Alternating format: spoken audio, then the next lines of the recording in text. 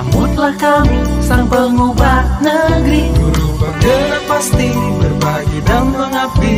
Religi dan mandiri, solusi untuk negeri. Bergerak cerdaskan bangsa, gotong royong dalam satu irama.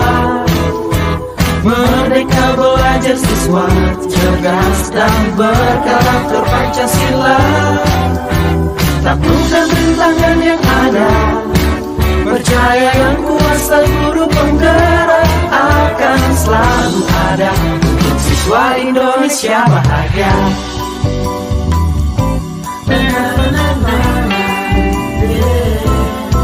Sehangat sang mentari, secerah sang pelangi, sambutlah kami, sang pengubah negeri. Guru penggerak pasti, berbagi dan mengabdi. Religi dan mandiri, solusi untuk negeri.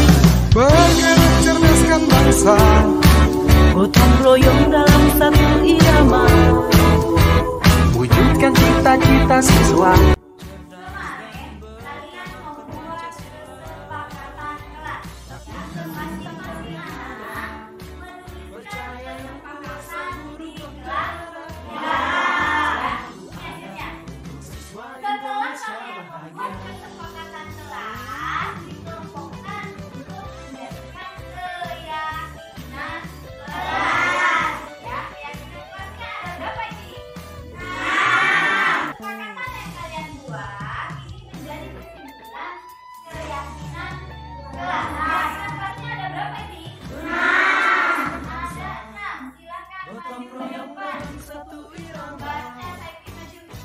Merdeka belajar siswa, cerdas dan berkarakter Pancasila.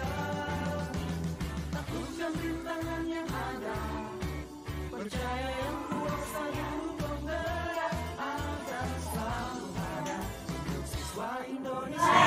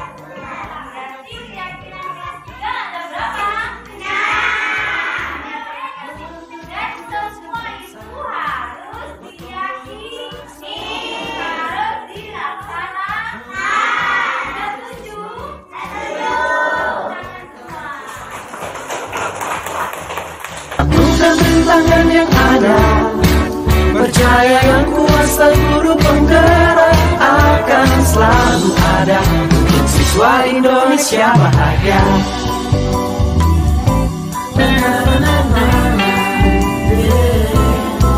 Sehangat sang mentari, secerah sang pelangi.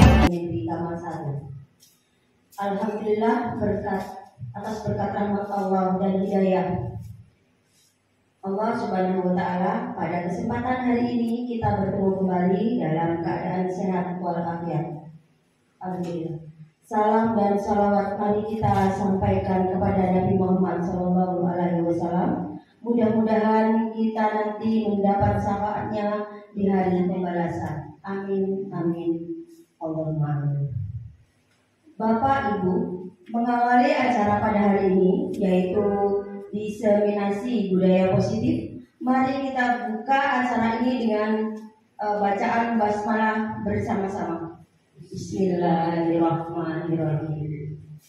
Terima kasih. Selanjutnya sambutan dari Kepala UPTD SDN.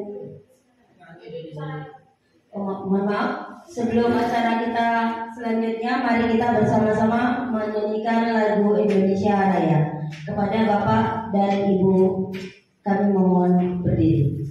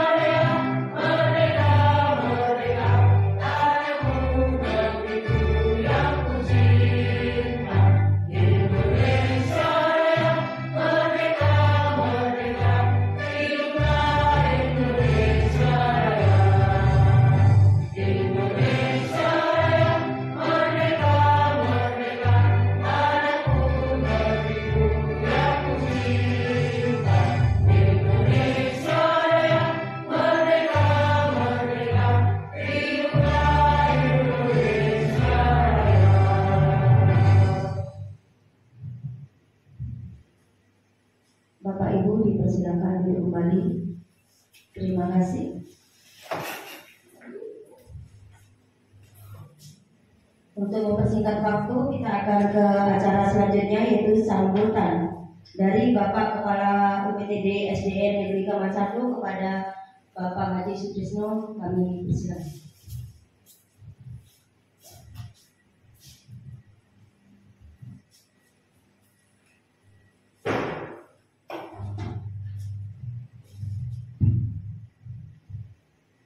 Terima kasih atas waktu yang diberikan kepada saya. Assalamualaikum warahmatullahi wabarakatuh. Bismillahirrahmanirrahim. Alhamdulillahirabbil alamin. Wassalatu wassalamu ala sayyidina Muhammadin wa ala alihi wa sahbihi ajma'in. Amma ba'du. Yang kami hormati Bapak Ibu guru SDN Kamal 1,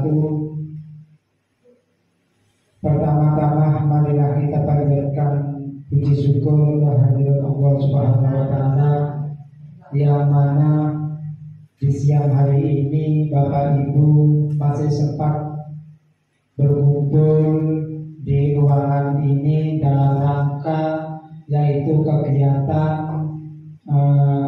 disimulasi peserta CGP Angkatan ke-7 di Kabupaten Bangkalan yang ketiga kalinya.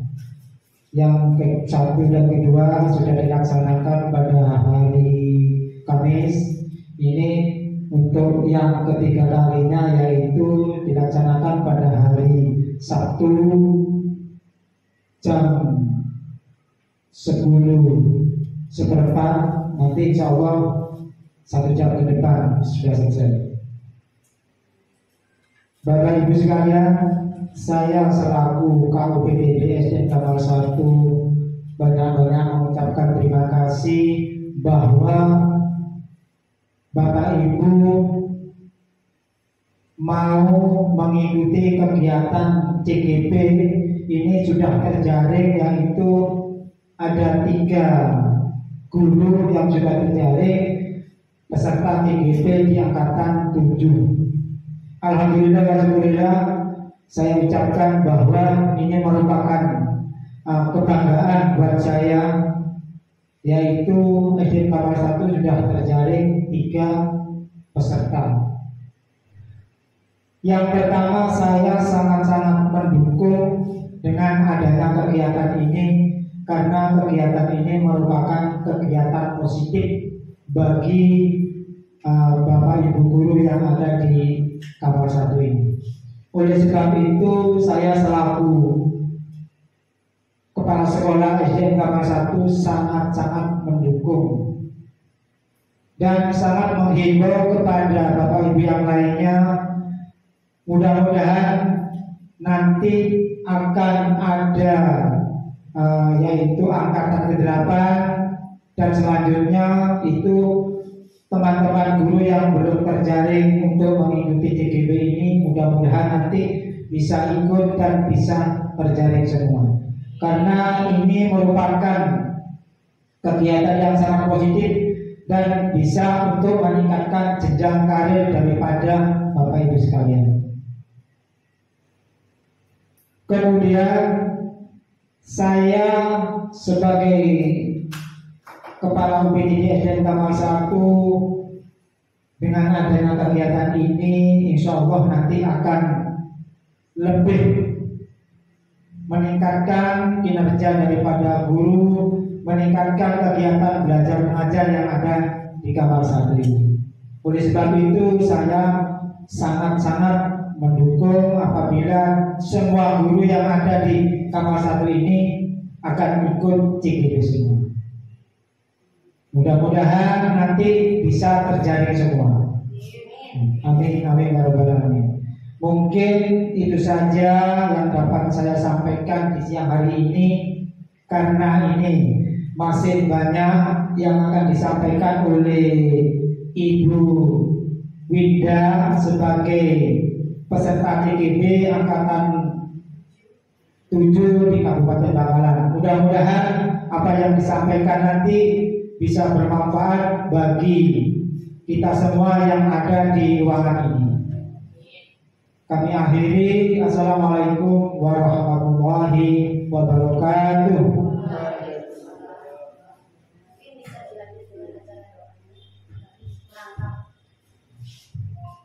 Ini Bapak Ibu, saya ini sudah ditunjuk oleh moderator bahwa sekalian untuk membacakan doa.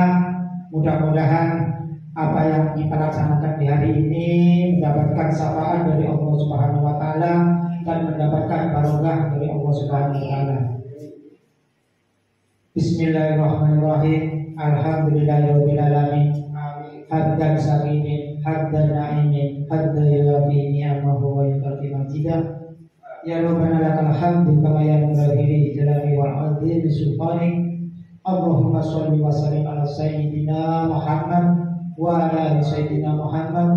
Allahumma inna nas'aluka salamatan fid din wa afiatan fil jasad wa ziyadatan fil ilmi wa barakatan fil rizqi wa dawatan qabla al-maut wa rahmatan indal maut wa maghfiratan ba'dal maut. Allahumma hawin alaina fi sakaratil maut wa nas'aluka minan nar wa ahwa'il lisan. Rabbana la tuzigh qulubana ba'da idh hadaitana wa hab lana min ladunka rahmatan innaka antal wahhab. Rabbana atina fid dunya hasanah wa fil akhirati hasanah wa qina adzabannar. Assalamualaikum warahmatullahi wabarakatuh.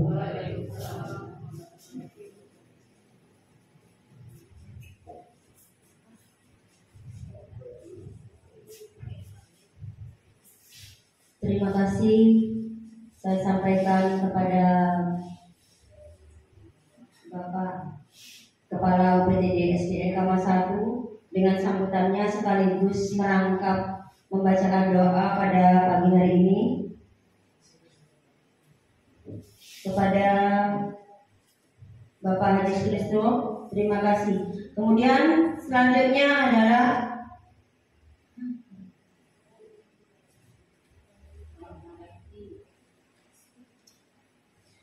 adalah penyampaian materi yang akan disampaikan oleh Ibu Agustin Ayulinda SPD SD akan menyebarkan pemahaman dan penerapan pengalaman budaya positif yang diterima selama sebagai CGP Angkatan 7 tahun ini, yang akan berbagi ilmu bersama Bapak Ibu rekan-rekan di UPTD SDN Kama 1. Selanjutnya kepada Ibu Agustin Ayu kami persilakan. Terima kasih.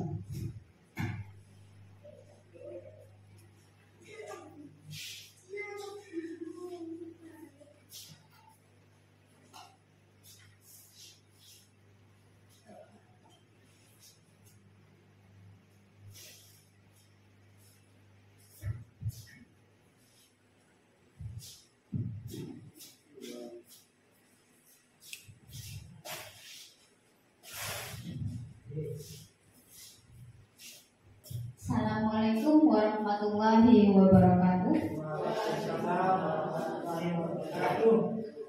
Masih semangat Bapak Ibu? Semangat. Oke. Begini Pak, Bu, jangan tegang ya Bu ya. Karena kalau itu tegang di sini saya tidak ikut tegang. Gini Bu, sebelum saya memasuki menyebarkan pemahaman budaya positif ini, sedikit saya memberikan briefing supaya lebih semangat lagi gitu Bu ya.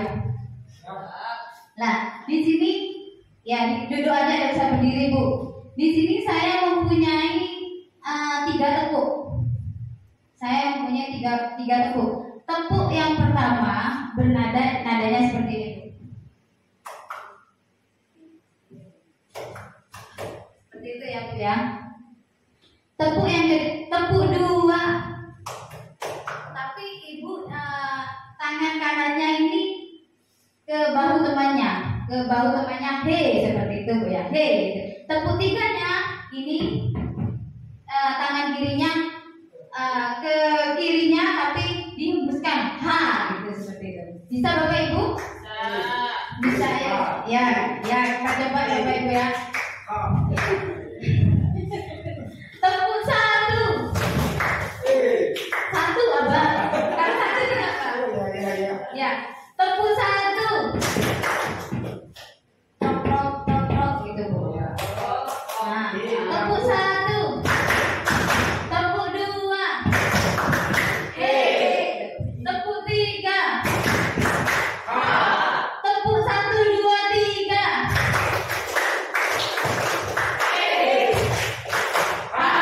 Tepuk tiga dua dua satu tiga.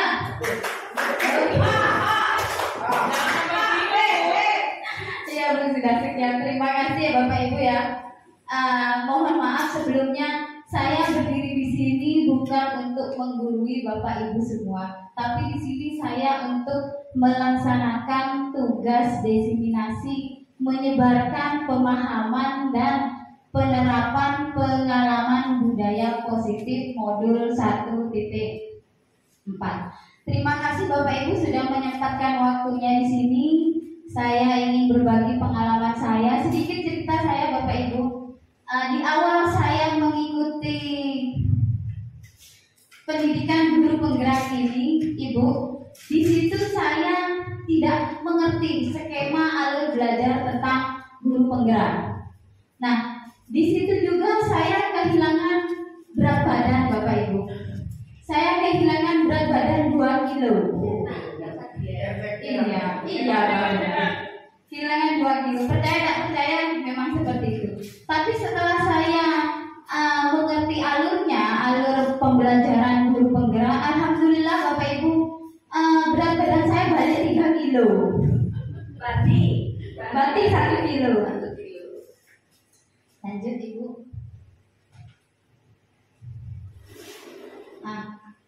Selama pendidikan guru penggerak ini saya didampingi oleh ibu fasilitator saya, Ibu Umiati Ningsih. Ibu Umiati Ningsih ini berkediaman di Sumeneb. Beliau seorang pengawas. Tapi kelas kami belum ada kesempatan untuk bertemu langsung. Kami bertemu via Google Meet. Yang kedua, pengajar praktik Ibu Masmunah SPD MPD. Beliau guru di SMK 1 Kamal, Bangkalan ya. Saya bertemu beliau ini 2 kali dalam pendampingan individu, dan saya sendiri guru penggerak angkatan 7. Nah, alur belajar guru penggerak ini sesuai namanya Merdeka. M mulai dari diri, di mana kami di situ merefleksi diri sejauh mana pengetahuan awal.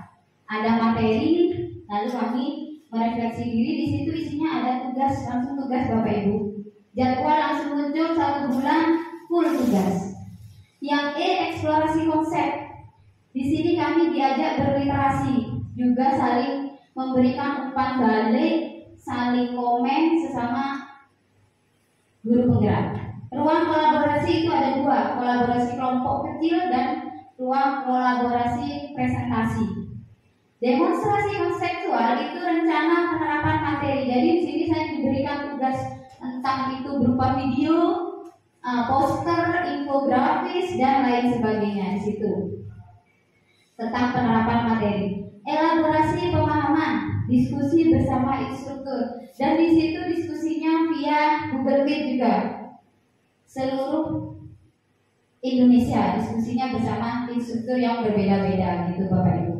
Yang K, koneksi antar materi, itu tugas lagi membuat kesimpulan dan mengaitkan antar materi. Di sini saya membuat video biasanya menggunakan aplikasi Canva yang seperti yang di depan ini Bapak Ibu. Dan yang terakhir A itu aksi nyata. Nah, ini salah satu contoh penerapan aksi nyata saya di modul 1.4.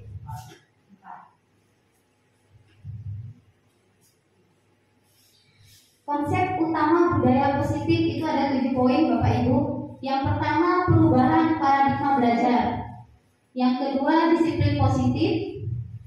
Motivasi perilaku manusia. kebutuhan dasar manusia, posisi kontrol, keyakinan kelas, dan segitiga restitusi.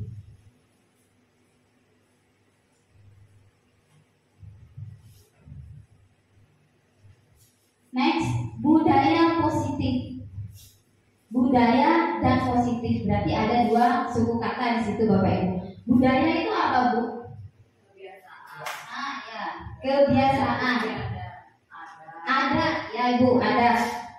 Dan positif apa Bu? Yang baik-baik, yang bagus-bagus. Jadi budaya itu kebiasaan yang bagus-bagus. Jadi nilai-nilai atau keyakinan-keyakinan di sekolah yang berpihak pada murid, karena semua pembelajaran kita harus berpihak pada murid untuk menjadikan pribadi yang penuh rasa hormat dan tanggung jawab. Menurut Ki Hajar Dewantara, menuntut segala kodrat Allah. Nah ini di garis bawahi ya Bapak Ibu, menuntun bukan menuntut. Jadi selama ini kita seorang guru itu menuntut siswa agar pintar, cerdas, bisa semuanya seperti itu. Tapi di sini KHD mengatakan kita sebagai seorang pendidik harus menuntun, karena kodrat anak itu berbeda-beda, mempunyai karakteristik yang berbeda-beda. Nah, tugas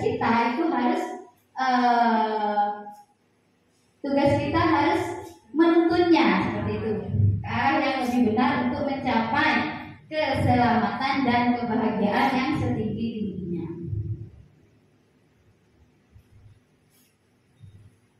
Yang pertama, perubahan paradigma belajar. Di sini ada tokoh Dr. William Glasser. Ada miskonsepsi tentang kontrol dalam choice teorinya. Nah, di sini mengatakan ilusi guru mengontrol murid. Apakah Bapak Ibu setuju? Kurang setuju ya Bapak Ibu ya. Nah, guru mengontrol murid, kita tidak bisa mengontrol murid. Itu tadi menurut KHD kita hanya bisa menuntun murid sesuai kodratnya, sesuai karakteristik murid yang berbeda-beda. Ilusi bahwa semua penguatan positif efektif dan bermanfaat, bahwa tidak semua penguatan positif yang diberikan guru itu bermanfaat untuk siswa. Efektif dalam jangka pendek, karena semakin kita memberikan penguatan di siswa, jadi siswa itu ada apa Bu ya? Ada ketergantungan seperti itu. Kritik dan membuat orang merasa bersalah. Yang terakhir, ilusi bahwa orang dewasa memiliki hak untuk memaksa. Nah, di sini ada perubahan paradigma kepalan tangan. Bisa dibayangkan Bapak Ibu, kemarin kita sudah bermain kepalan tangan di sesi pertama. Nah, di situ siapa yang memegang kontrol yang utama Bapak Ibu? Diri kita sendiri, sesuai responnya bahwa orang lain tidak bisa mengontrol saya.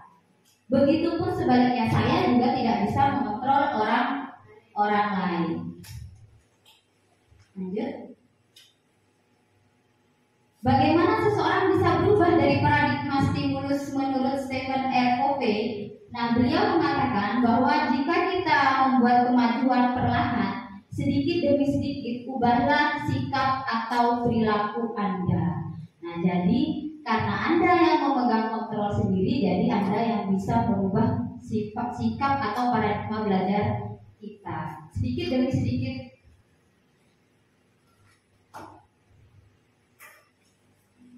Yang kedua, disiplin. Disiplin itu menurut Bapak Ibu apa Pak? Patuh. Ya, itu patuh terhadap peraturan yang ada. Itu budaya disiplin kita. Tapi menurut KHD, disiplin diartikan di mana ada kemerdekaan, disitulah ada disiplin yang kuat. Jadi karena sekarang kurikulumnya kurikulum merdeka, jadi disitulah ada disiplin yang kuat. Merdeka dalam konteks yang sesuai.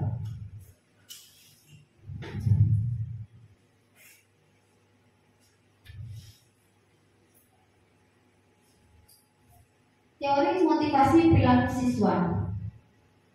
Motivasi eksternal itu dimana untuk menghindari ketidaknyamanan atau hukuman. Apakah Bapak Ibu setuju untuk mendisiplinkan murid perlu adanya hukuman? Gimana Bang? Oh, tidak perlu. Hukuman itu hanya bersifat sementara ya Bu ya. Sementara, dan itu tidak menjamin anak itu akan mengulangi perbuatannya itu diulangi lagi seperti. Nah, itu motivasi eksternal. Juga untuk mendapatkan imbalan, berarti penghargaan. Nah, apakah kita memberikan penghargaan ke murid itu akan menjamin kedisiplinan murid, Ibu? Kurang efektif ya Bu ya? Iya, tidak bisa. Nah, jadi motivasinya itu harus muncul di motivasi internal, harus muncul dari dalam diri kita sendiri. Jadi merdeka menurut Kak Hadi adalah tidak hanya terlepas dari perintah, akan tetapi juga cakap dalam memerintah diri kita sendiri. Nah, ini Bapak Ibu. Di sini saya punya tabel tindakan guru itu termasuk hukuman atau konsekuensi.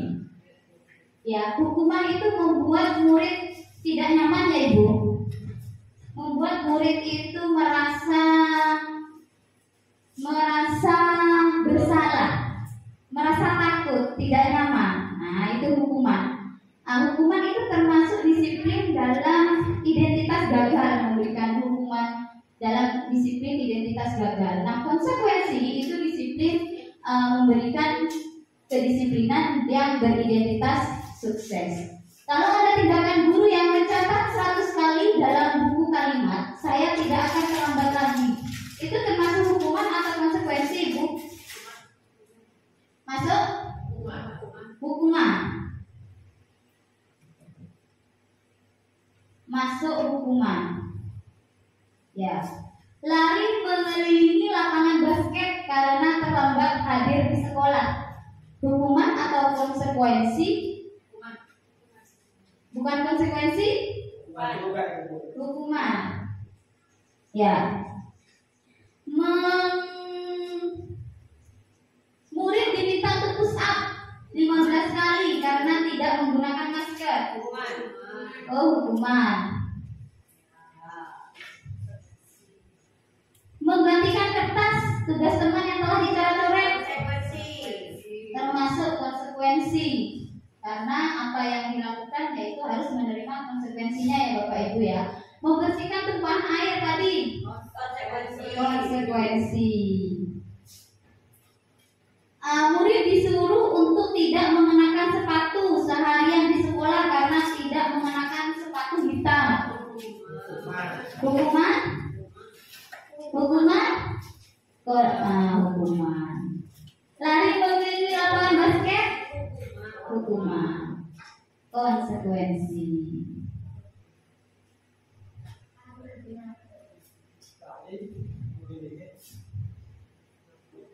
Nah, 5 kebutuhan dasar manusia. Jadi di sini Bapak Ibu kita harus tahu apa kebutuhan dasar dari peserta didik kita. Yang di sini kita ketahui 5 kebutuhan dasar itu membutuhkan bertahan hidup. Contohnya seperti ini. Saya mempunyai murid di kelas 3 itu waktu jam istirahat temannya enak beli jajan. Lalu ada temannya itu mengganggu temannya beli-beli, diganggu temannya makan, diganggu. Nah itu setelah saya lihat ternyata dia mengganggu itu bukan hanya dia itu pengen kesenangan saja, tapi dia kebutuhan untuk bertahan hidup karena dia pengen jajan juga Bapak Ibu. Dia pengen jajan, dia temannya jajan, dia tidak jajan, jadi dia ganggu temannya seperti itu. Kasih sayang dan rasa diterima. Nah ini biasanya di murid kelas tinggi, dia kurang cari-cari perhatian guru gitu ya Bapak Ibu ya. Cari-cari perhatian guru, dan itu untuk mencari perhatiannya itu membuat guru itu merasa marah. Tuh, nah berarti kebutuhan dasar anak itu yaitu kurang kasih sayang dan ingin rasa diterima. Kebebasan biasanya ini si anak ini kalau saya menerangkan si anak tidak bisa diem. Mau lah seperti itu Bu. Jadi dia merasa pengen bebas gitu. Kesenangan, kebutuhan dasar kesenangan.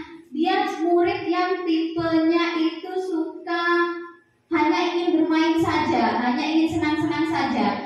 Jadi di situ saya berikan pembelajaran yang menyenangkan. Jadi kesenangannya dapat, pembelajarannya juga dapat. Nah yang terakhir itu penguasaan. Dia ingin tipe siswa yang ingin menguasai. Jadi saya yang hebat, ya kejagoan Bapak Ibu. Saya yang paling jago di sini, saya yang paling pintar di sini. Nah, itu penguasa Bapak Ibu. Jadi ketika seorang murid melakukan suatu perbuatan yang bertentangan dengan nilai-nilai kebajikan atau melanggar peraturan, hal itu sebenarnya karena mereka gagal memenuhi kebutuhan dasar mereka. Yang selanjutnya posisi kontrol.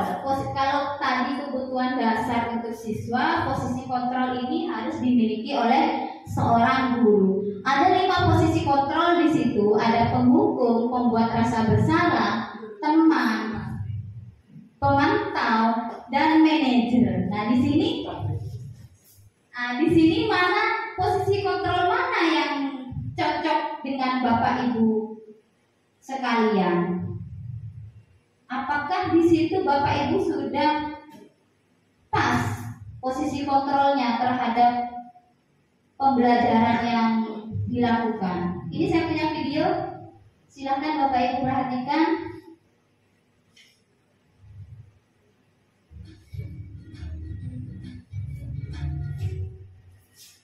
Sama bahagia Ibu dan Bapak Guru hebat dalam penerapan disiplin positif restitusi. Salah satu program yang dikembangkan adalah 5 posisi kontrol. 5 posisi kontrol dalam restitusi adalah proses perjalanan seorang pendidik agar dapat mengenali dirinya. Pada video kali ini, kita akan membahas tentang 5 posisi kontrol yang dikembangkan oleh Brian Dawson dan contoh penerapannya.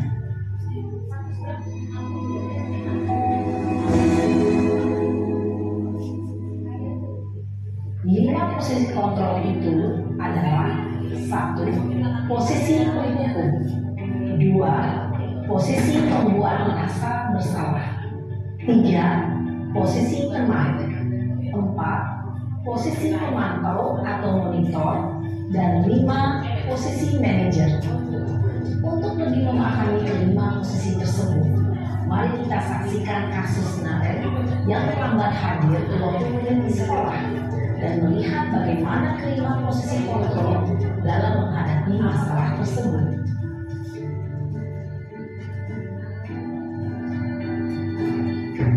Posisi penghukum.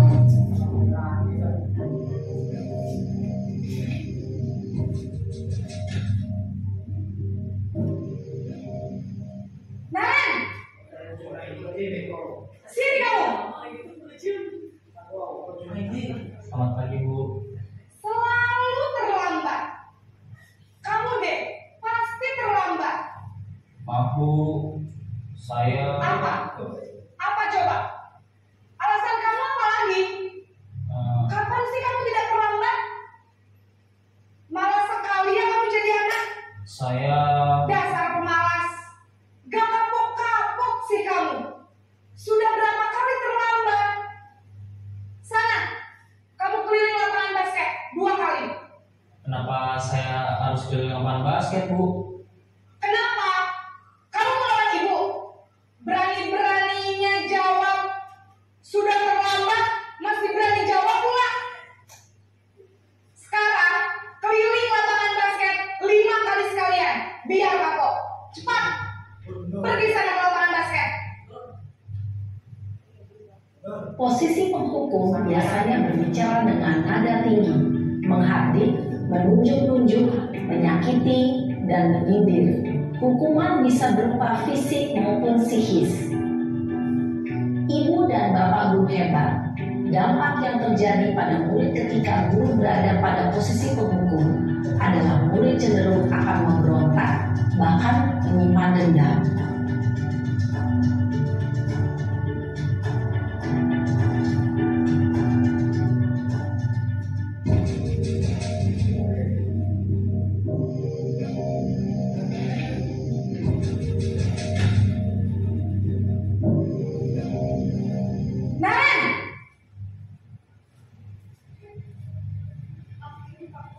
Selamat pagi, Bu. Naren, kamu kenapa terlambat lagi, nak? Ya Tuhan, Naren, kamu senang ya bikin ibu susah ya? Kalau kamu terlambat lagi, nanti ibu yang ditegur bapak kepala sekolah, nak. Disangka ibu tidak bisa membina kamu. Duh, gimana ini? Maaf, Bu. Duh, Gusti Naren, kamu suka ya kalau ibu ditegur bapak kepala sekolah? Terus, sekarang ibu harus tulis apa ini di buku absen? Ini kamu sudah sering terlambat loh. Ibu harus apa coba? Maaf, Bu. Maaf sekali.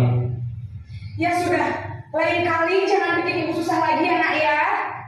Ibu tidak akan kuat lagi kalau kamu begini terus. Bisa jantungan kalau ibu tegur bapak kepala sekolah. Sana cepat ke kelas. Maaf ya, Bu. Maaf sekali. Posisi pembuat rasa bersalah berbicara dengan nada tenang, cenderung lembut. Namun kata-kata yang diutarakan membuat murid merasa menjadi orang yang gagal, memandang buruk dirinya sendiri, merasa tidak berharga, dan tidak sanggup membahagiakan orang lain. Ketika guru mengambil posisi pembuat rasa bersalah, murid akan menganggap dirinya yang bersalah dan ia akan menyimpan emosi negatif tersebut di dalam dirinya.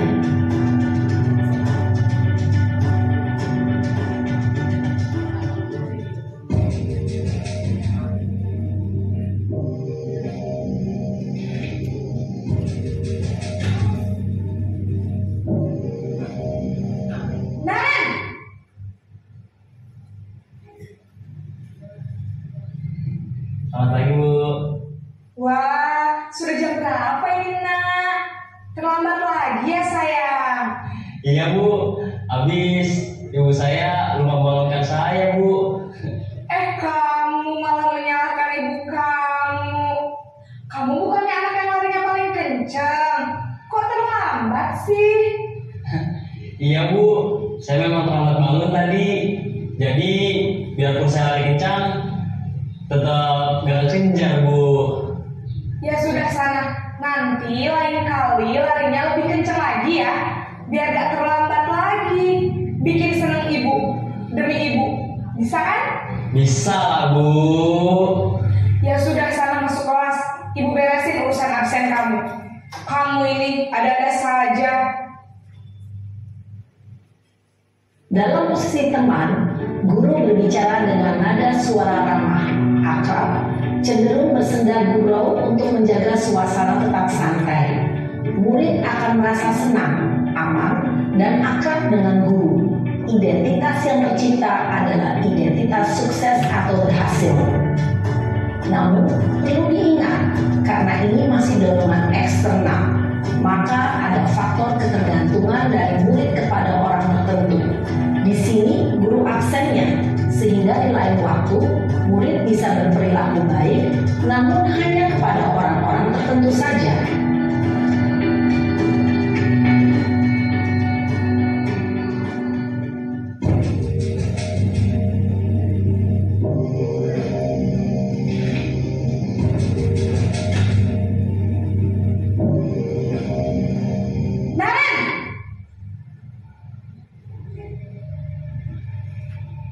Selamat pagi, Bu. Naren, apa peraturan sekolah kita tentang jam berapa kita harus masuk sekolah, nak? Kita harus di sekolah jam 7, Bu. Iya betul, sekarang sudah jam 7.20. Naren sudah tahu konsekuensinya jika terlambat hadir. Paham, Bu. Saya harus tinggal kelas pas jam istirahat selama 20 menit. Iya benar, konsekuensinya demikian. Jadi nanti jam 9.30 pas istirahat, kamu harus tinggal di kelas, kerjakan tugas tambahan untuk ketertinggalan kamu, ya? Baik, Bu. Posisi pemantau mengandalkan penghitungan atau data untuk mengontrol murid. Guru mengarahkan murid berdasarkan peraturan dan konsekuensi.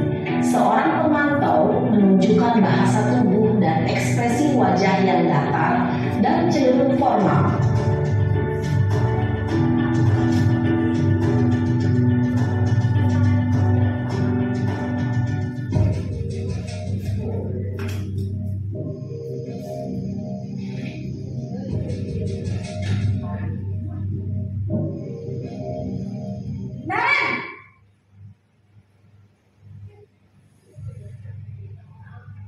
pagi, Bu. Selamat pagi, Naren.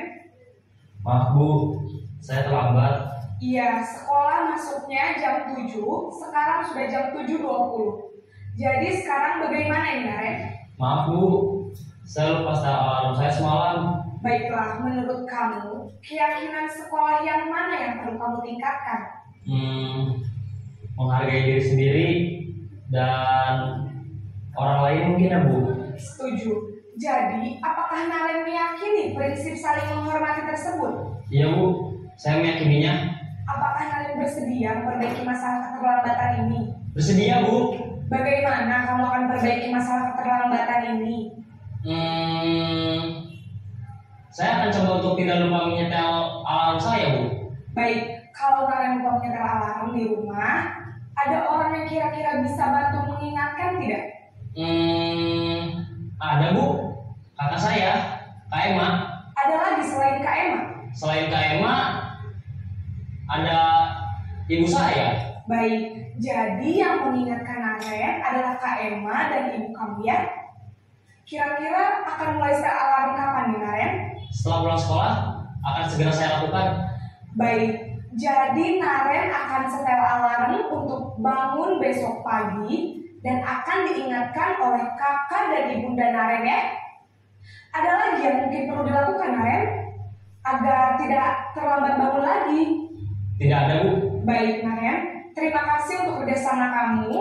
Sekarang kamu perlu kembali ke kelas untuk belajar. Baik, Bu. Terima kasih.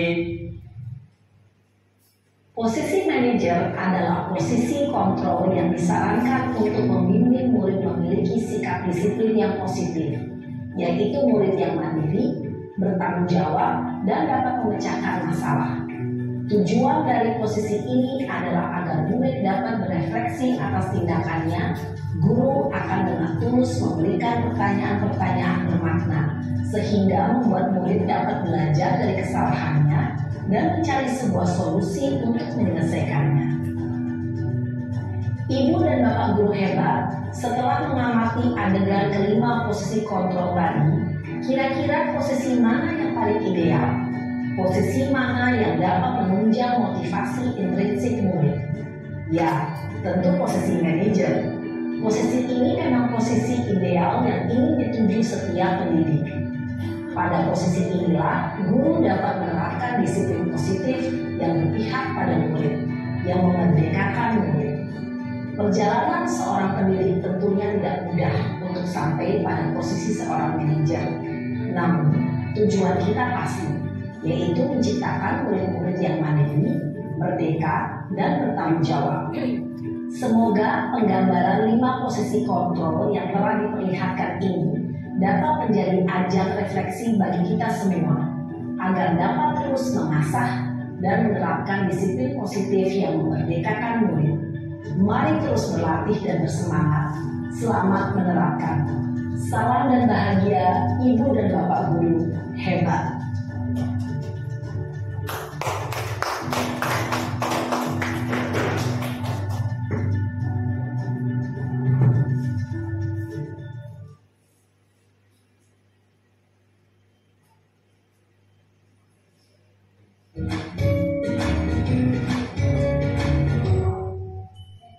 Salam bahagia, Ibu.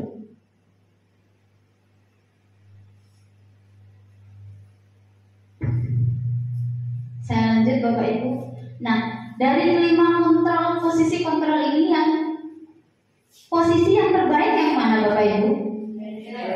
Yang posisi sebagai manajer, di mana di situ seorang guru bukan hanya kalau murid mempunyai salah, seorang guru harus bersifat dengan kata yang sopan. Nah, dan diajak siswa untuk menyelesaikan masalahnya sendiri.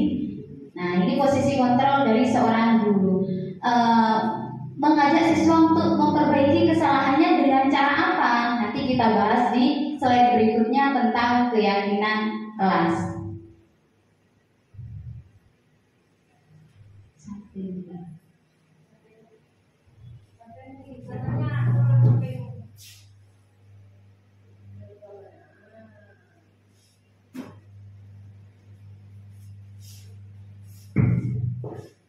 Yang keenam, keyakinan kelas. Nah, sebelum saya menjawab pertanyaan mengapa keyakinan kelas, mengapa tidak peraturan kelas, di sini saya mempunyai pertanyaan pemantik yang harus Bapak Ibu jawab.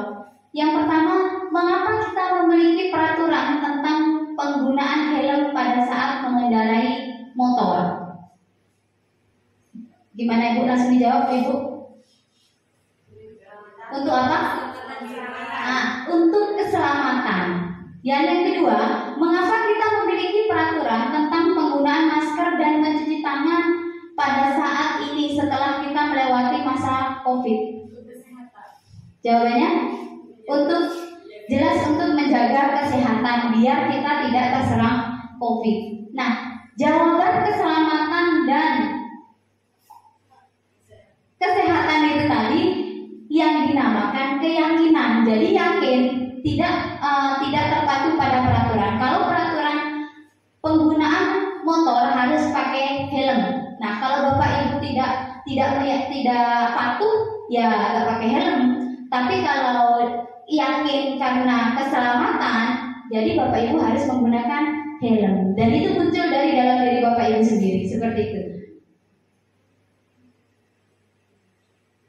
Keyakinan kelas adalah nilai-nilai kebajikan atau prinsip universal yang disepakati bersama secara universal terlepas dari ras, perbedaan agama, suku, negara, dan bahasa. Menurut Gosset, keyakinan akan lebih memotivasi seorang diri dalam intrinsik. Kembali lagi, keyakinan dalam motivasi intrinsiknya.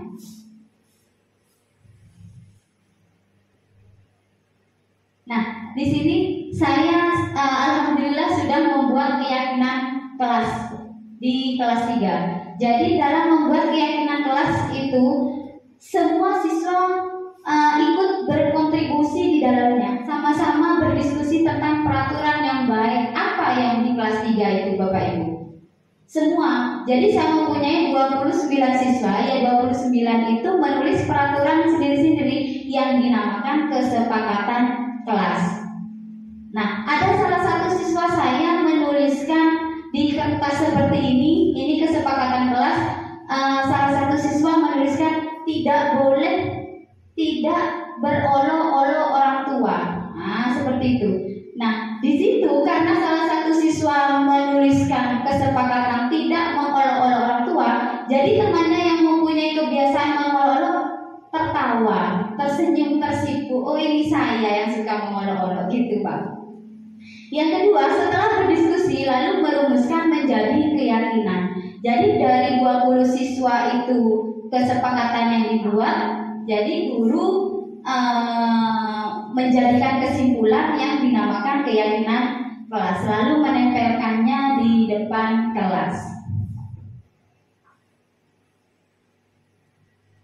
Nah, bagaimana membentuk keyakinan kelas? Keyakinan kelas bersifat abstrak daripada peraturan yang lebih rinci. Keyakinan kelas berupa pernyataan universal yang dibuat dalam bentuk positif. Nah, keyakinan kelas ini Bapak Ibu, ini untuk membangun putri pendidik kita untuk membangun budaya positif di sekolah.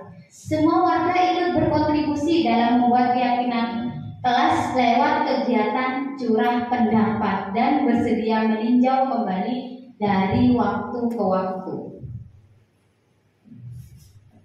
Di sini saya punya peraturan. Saya kaitkan dengan keyakinan kelas atau nilai kebajikan yang dituju. Yang pertama, selalu kembalikan buku ke tempatnya. Keyakinan kelas anak harus nilai-nilai kebajikan yang dituju untuk anak yaitu melatih anak untuk bertanggung jawab. Dilarang mengganggu orang lain.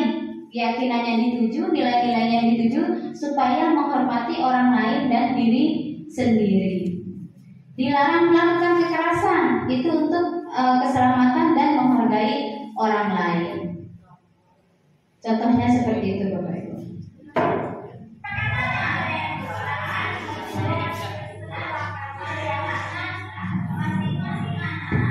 Ini contoh video yang saya lakukan untuk membuat keyakinan kelas.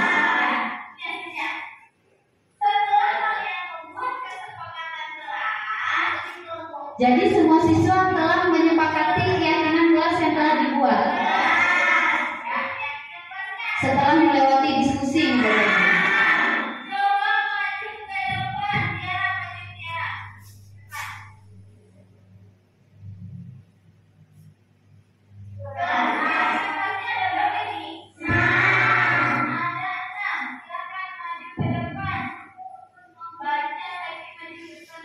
Nah, setelah itu saya menunjuk salah satu siswa maju ke depan untuk membaca keyakinan kelas secara bersama-sama.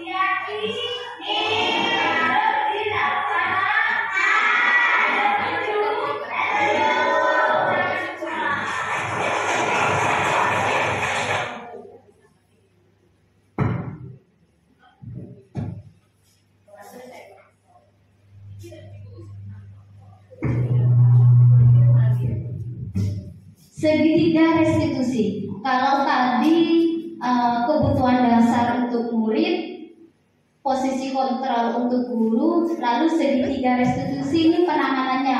Jadi restitusi adalah proses menciptakan kondisi bagi murid untuk memperbaiki kesalahan mereka sehingga mereka kembali pada kelompok dengan karakter yang lebih kuat. Jadi penanganan restitusi di sini sangat baik untuk anak ketika mempunyai masalah.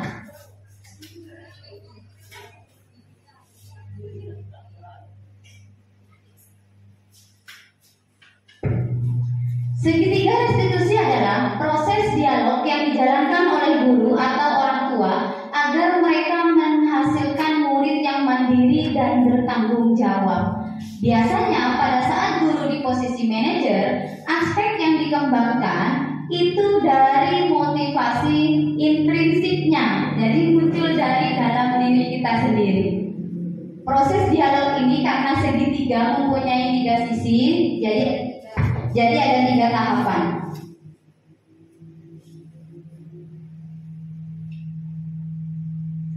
Langkah-langkah restitusi yang pertama itu 1, menstabilkan identitas, yang kedua validasi tindakan, dan yang ketiga menanyakan keyakinan.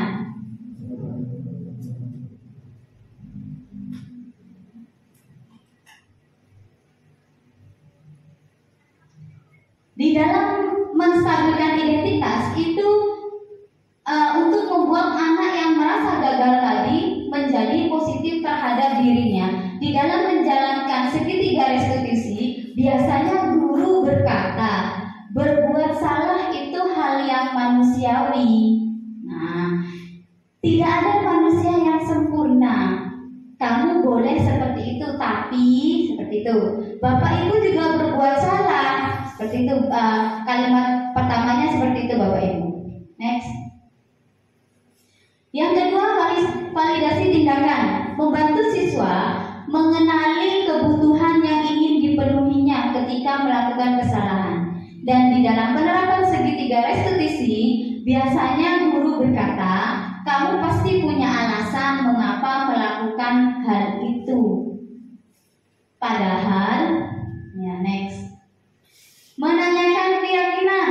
Nah ini keyakinan kelas yang dibuat tadi itu bisa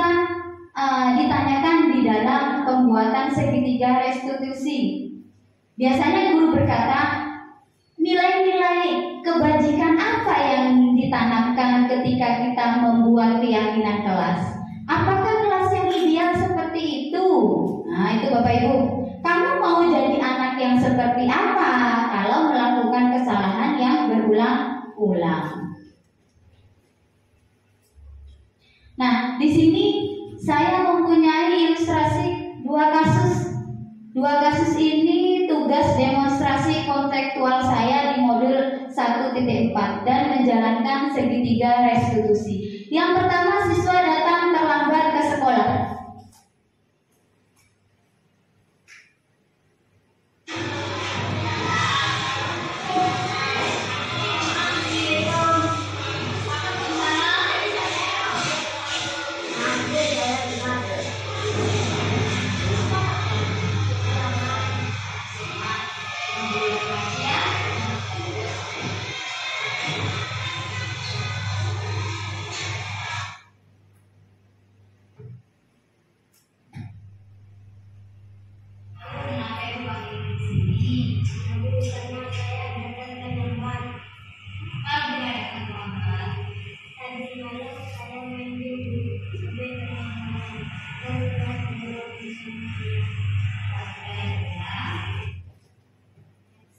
Next, Bu.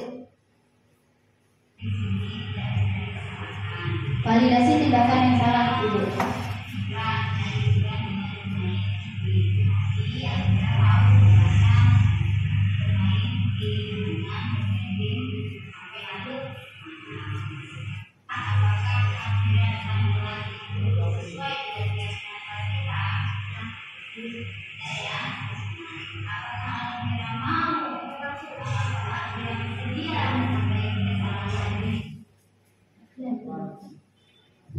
Ilustrasi kasus yang kedua, siswa lupa tidak membawa buku pelajaran.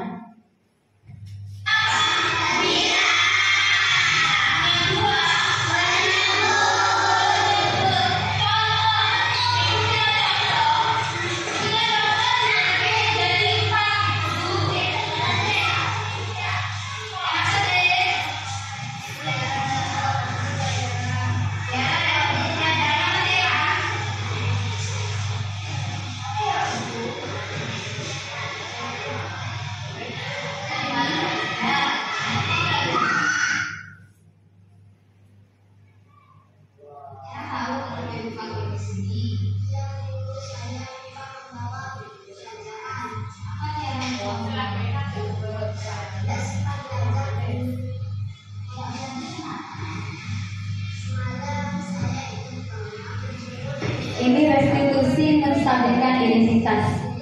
Kemudian validasi tindakan yang salah.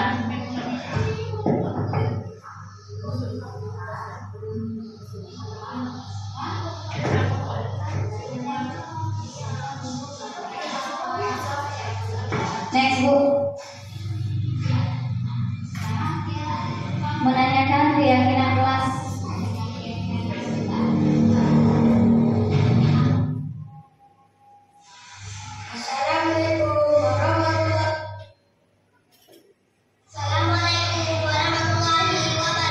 Ini tanggapan siswa setelah saya melakukan segitiga restitusi di kelas.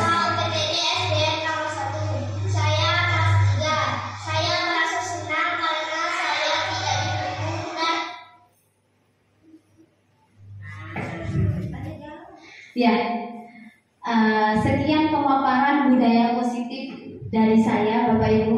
Kalau ada yang mau ditanyakan, monggo. Ya, mari Abang.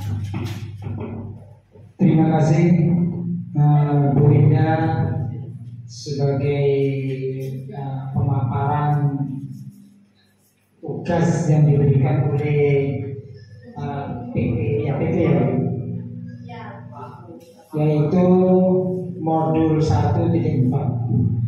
Setelah saya memahami kita bersama-sama tadi, yaitu saya cuma ingin menarik kesimpulan daripada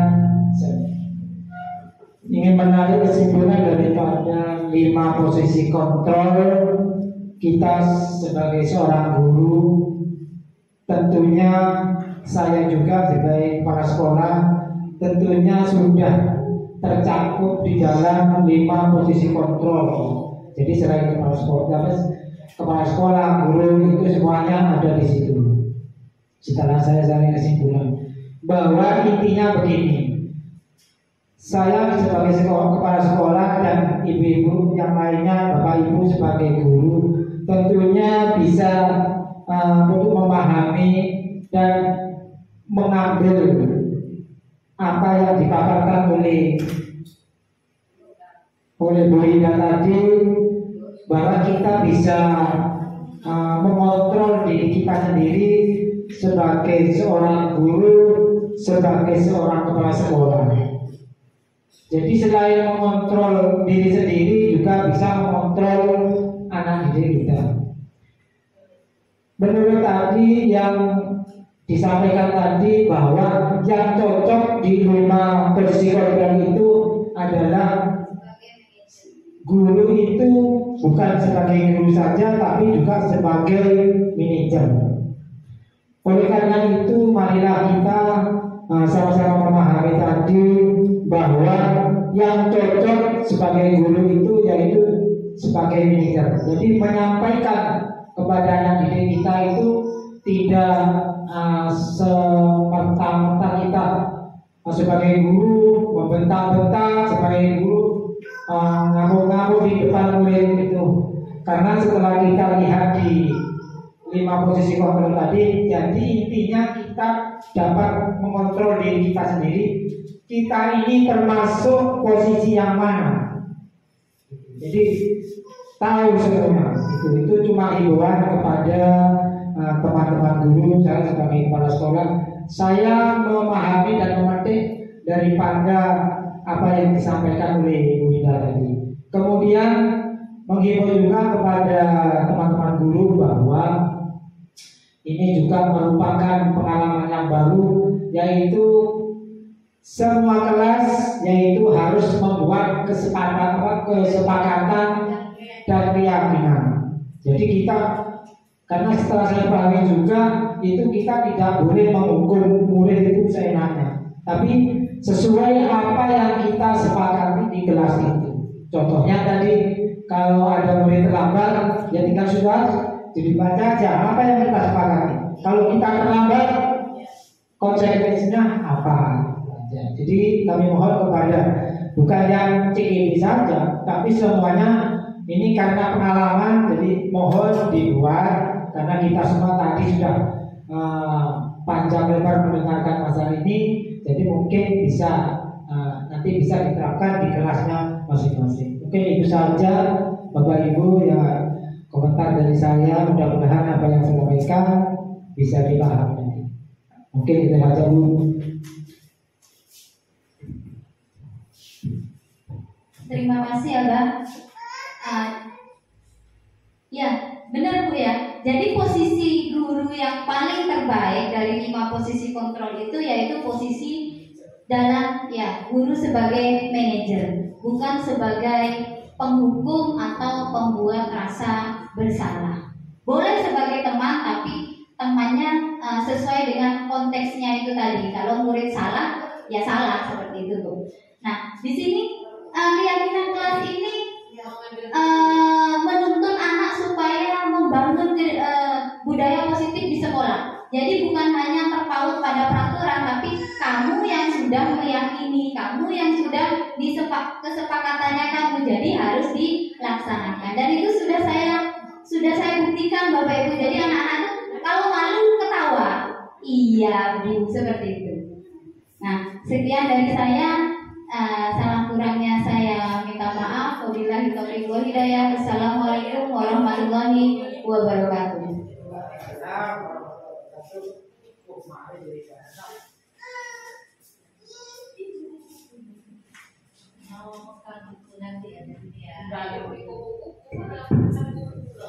Alhamdulillah. Baik Bapak dan Ibu guru, setelah kita saksikan bersama-sama pemaparan dari Ibu Agustin Ayu Winda, sekarang saatnya Bapak Dan Ibu juga tadi kita telah mendengarkan saran dari Bapak Kepala Sekolah UPTD SDN Kamal 1 tentang bagaimana kita menyikapi kita sebagai pendidik atau guru terhadap anak didik kita.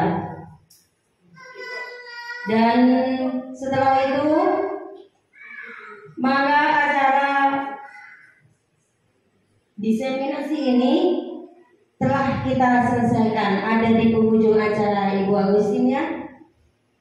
Syukur alhamdulillah juga acara ini telah berjalan dengan lancar. Jadi mungkin untuk mempersingkat waktu saya akan menutup acara ini dengan pembacaan hamdalah bersama-sama. Alhamdulillahirobbilalamin. Terima kasih sekali lagi saya sampaikan apabila ada tutur kata dan apa yang kami tadikan untuk Bapak Ibu sekalian tidak berkenan di hati, tidak berkenan di Bapak Ibu, kami mohon maaf sebesar-besarnya. Kami akhiri wabillahi taufiq wal hidayah. Wassalamualaikum warahmatullahi wabarakatuh.